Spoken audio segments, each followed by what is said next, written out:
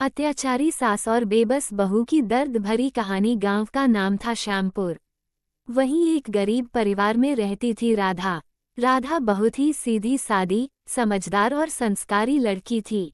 माँ बाप ने बड़े प्यार से उसका पालन पोषण किया, पर गरीबी के कारण वे राधा की शादी ज्यादा अच्छे घर में नहीं कर पाए। राधा की शादी हुई सुरेश से। सुरेश दिखने में तो सीधा लगता था, लेकिन वह अपनी मां कौशल्या देवी के बहुत डर में रहता था। कौशल्या देवी पूरे गांव में अपने घमंड और कठोर स्वभाव के लिए जानी जाती थी। उसे बहुएं नौकरानी से भी बदतर लगती थीं। शादी के बाद जब राधा ससुराल पहुंची तो उसे लगा जैसे वह किसी जेल में आ गई हो। पहली सुबह सूरज भी ठीक से नहीं निकला था कि सास की कड़क आवाज आई, बहू अभी तक सो रही है, उठ और झाड़ू पोछा कर। राधा उठ गई। बिना कुछ कहे सारा घर साफ किया, पानी भरा, चूल्हा जलाया और सबके लिए खाना बनाया। लेकिन सास को कुछ भी पसंद नहीं आया। ये रोटी जली है, दाल में नमक ज्यादा है, तू तो बिल्कुल कामचोर है। राधा रोज आंसू पीकर सब कुछ सहती रही। राधा सोचती थी कि उसका पति सुरेश उसका साथ देगा, लेकिन वह भी माँ के सामने चुप रहता। अगर राधा कभी अपनी तकलीफ बताना चाहती तो सुरेश कहता, मेरी माँ ही सब कुछ है, तू बस उनका कहना मान। राधा का दिल टूट जाता। समय बीतता गया, सास का अत्याचार बढ़ता गया। उसे दिन में सिर्फ एक बार खाना मिलता। अक्सर उसे भूखा सोना पड़ता।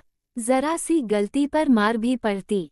एक दिन तो बात यहाँ तक पहुँच गई कि सास ने सबके सामने कहा, तू तो एक बोझ है हमारे घर पर।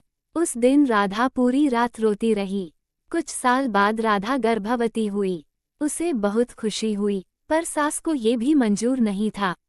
अब इसे और काम नहीं करने दूंगी तो घर कैसे चलेगा, सास बोली। गर्भावस्था में भी राधा से सारा काम करवाया गया। 9 महीनों बाद राधा ने एक प्यारी सी बेटी को जन्म दिया। लेकिन सास का दिल फिर भी नहीं पसीजा। लड़की पैदा की है, हमारे वंश को आगे बढ़ाने वाला कोई नहीं। ये बात राधा के दिल में तीर की तरह चुभ गई। एक सर्द रात राधा बुखार में तप रही थी। बच्ची भूख से रो रही थी। राधा ने सास से दवा लाने के लिए कहा। सास ने गुस्से से कहा, मरती है तो मर जा, हमें क्या। वह रात राधा के जीवन की सबसे दर्दनाक रात थी। अचानक मोड़। अगले ही दिन गांव में पंचायत बैठी। एक पड़ोसन ने राधा के जख्म और हालत सबको दिखा दिए। सुरेश पहली बार सच से रूबरू हुआ। उसे एहसास हुआ कि वह अपनी पत्नी पर होते जुल्म को नजरअंदाज करता रहा। कुछ दिनों बाद कौशल्या देवी बुरी तरह बीमार पड़ी। अब वही राधा, जिसे वे जुल्म देती थीं, उनकी सेवा करने लगी। राधा ने उन्हें दवा दी, खाना खिलाया, उनका ख्याल रखा। एक दिन सास की आंखों से आंसू बह निकले। बहू, मैंने तुझे बहुत दर्द दिया, मुझे माफ कर दे। नई शुरुआत। धीरे धीरे घर का माहौल बदल गया। सुरेश भी बदल गया। अब वह राधा का सम्मान करने लगा। राधा की बेटी अब घर की रौनक बन गई। जिस घर में बहू को सम्मान नहीं मिलता, वहाँ खुशियाँ टिकती नहीं। और जहाँ औरत को इज्जत मिलती है, वहाँ भगवान भी वास करते हैं।